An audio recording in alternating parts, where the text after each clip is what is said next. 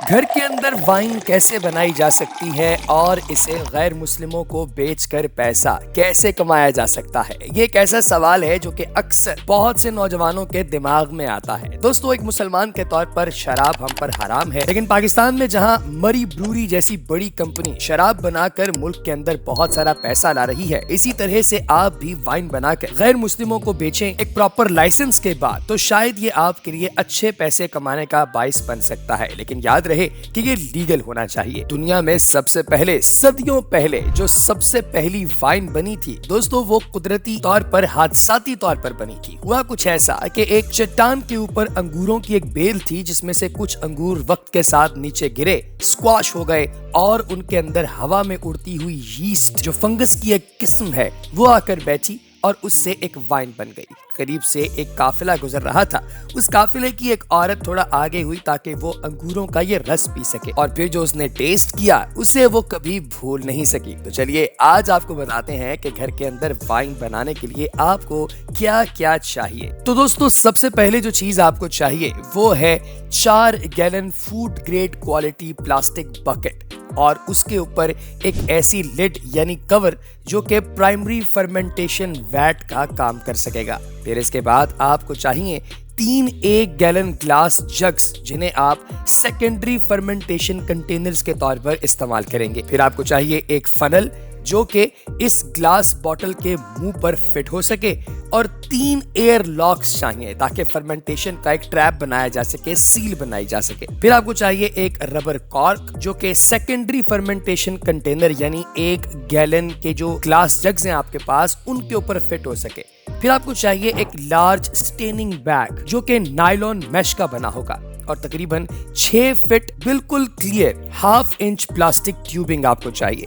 तकरीबन 20 wine bottles आपको चाहिए, क्योंकि पर गैलन तकरीबन 5 बॉटल्स हैं वो भर जाती हैं। फिर उसके बाद आपको 9 नंबर साइज का एक प्री सैनिटाइज्ड कॉर्क चाहिए, और आखिर में जो चीज आपको चाहिए दोस्तों वो है हाइड्रोमीटर, ताकि आप शुगर के लेवल को जज कर सके। अब आते हैं इंग्रेडिएंट्स की तरफ। तो जो इंग्रेडिएंट्स आपको चाहिए उसमें सबसे पहले है ग्रेनुलेटेड शुगर, यानी जो आम चीनी आपके पास होती है वो आपको दरकार है। फिर आपको फिल्टर शुदा पानी चाहिए, वाइन की यीस्ट चाहिए, lots and lots of wine grapes, यानी वाइन बनाने वाले अंगूर आपको बहुत सारे चाहिए। आमतौर पर ये चीजें पाकिस्तान के अंदर दस्तयाब नहीं होती, लिहाजा बैरून मुल्क रहने वाले जो लोग हैं वो इसे ज्यादा आसानी के साथ बना सकते हैं। आप इस प्रोसेस को मजीद रिफाइन कर सकते हैं अगर आप कैम्पटन जो टैबलेट्स होती हैं वो भी इसके अंदर ऐड करते हैं। तो कैम्पटन टैबलेट्स जो हैं वो ऑक्सीडेशन को प्रिवेंट करती हैं, जिससे यीस्ट की जो न्यूट्रिशन है वो ज्यादा फास्ट होती है, एंजाइम अच्छे से बनते हैं और आपकी जो वाइन है उसकी क्वालिटी मजीद रिफाइन हो जाती है। तो चलिए अब वाइन बनाना शुरू करते हैं। सबसे पहला पार्ट है अपने सारे इक्विपमेंट को बिल्कुल साफ और स्टेरिलाइज करना, ताकि इसमें कोई बैक्टीरियल ग्रोथ ना हो। बैरून मुमालिक जो आमतौर पे वाइन इक्विपमेंट स्टोर्स होते हैं वो आपको स्पेशल ब्लीच और डिटर्जेंट देते हैं ताकि आप अपने इक्विपमेंट को साफ रख सकें। फिर उसके बाद आपने अंगूर चुनने हैं, ऐसे अंगूर जो आपको लगे कि गले सड़े हैं या फिर उनकी शक्ल अजीबो गरीब है, उसे निकाल फेंकें। फिर अंगूरों को अच्छे से धोएं और इनके स्टेम्स को रिमूव कर दें, यानी इसके जो छोटी छोटी डंडियां लगी होती हैं उसको निकाल दें। अब आता है असल मरहला, यानी अंगूरों को क्रश करने का। आप अपने हाथों से अंगूरों को क्रश कर सकते हैं या फिर ओल्ड स्कूल मेथड यानी अपने पांव से भी क्रश कर सकते हैं, लेकिन उसके लिए आपके पांव साफ होने चाहिए। और क्रश करने के बाद इसे प्राइमरी फर्मेंटेशन कंटेनर यानी कि बड़ी वाली बाल्टी के अंदर डाल दें। इसके अलावा फ्रूट प्रेस नाम की एक चीज आपको मिलती है जिससे आप इस अंगूर को क्रश कर सकते हैं, ये वाइन सप्लाई स्टोर से मिलती है। इसके बाद इसके अंदर वाइन यीस्ट ऐड कर दें। अब हाइड्रोमीटर इसके अंदर ऐड करें और देखें कि रीडिंग क्या आती है।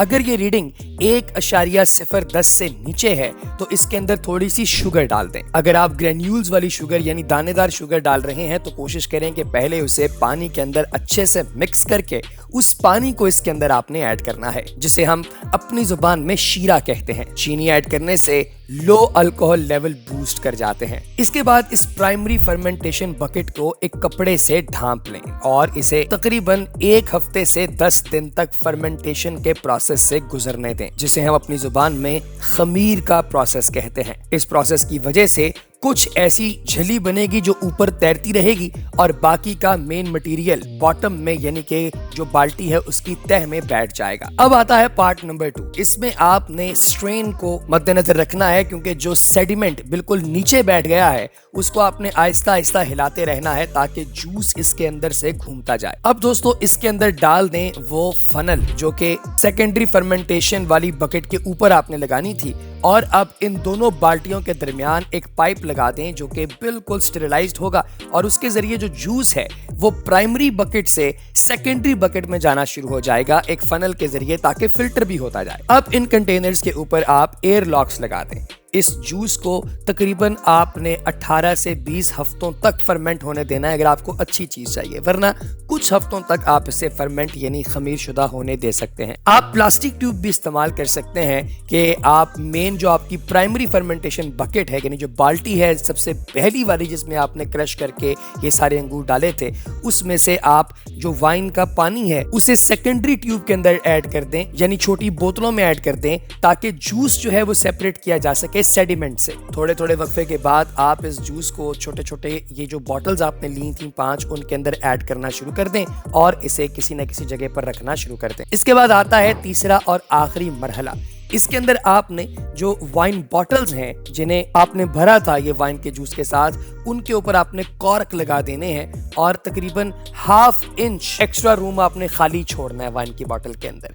जब आप कॉर्क्स लगा देंगे ये एयर टाइट हो जाएगा तो उसे आपने 3 दिनों तक अपराइट रखना है। अब आता है आखिरी मरहला और इसके अंदर तकरीबन आइडियली 55 डिग्री फ़ारेनहाइट पर आपने इस वाइन को करीब करीब 1 साल तक छोड़ देना है और फिर उसके बाद आपने इसे पीना शुरू करना है। अच्छा दोस्तों, ये जो मैंने आपको पूरा प्रोसेस बताया ये वो प्रोसेस है जो कि आमतौर पे थ्योरेटिकली हमें मिल जाता है मुख्तलिफ वेबसाइट्स पर और मुख्तलिफ वाइन क्रिएटर्स की जानिब से, लेकिन ये सिर्फ वही लोग बना सकते हैं जो प्रोफेशनल हैं। कोई नौसिखिया अगर अपने घर के अंदर ये चीज करना शुरू करेगा तो वो खुद आप अपनी हालत का जिम्मेदार होगा क्योंकि इससे अगर बैकफायर हो जाए तो जहर भी बन सकता है, ये आपकी जान को खतरे में भी डाल सकता है और हमारे दीन में तो ये वैसे भी हराम है। लेकिन जब आप इसे बनाकर किसी को बेच रहे हैं और अपनी इकोनॉमी को सपोर्ट कर रहे हैं तो इस तरह के मुल्क के अंदर आपको ये चीजें बनाकर मुनाफा कमा ही लेना चाहिए, लेकिन थ्रू प्रॉपर चैनल जिसमें आप सरकार से इसका लाइसेंस लेंगे। तो कैसी लगी आपको हमारी आज की वीडियो कमेंट सेक्शन में जरूर बताइएगा। अगली वीडियो तक इजाजत दीजिए।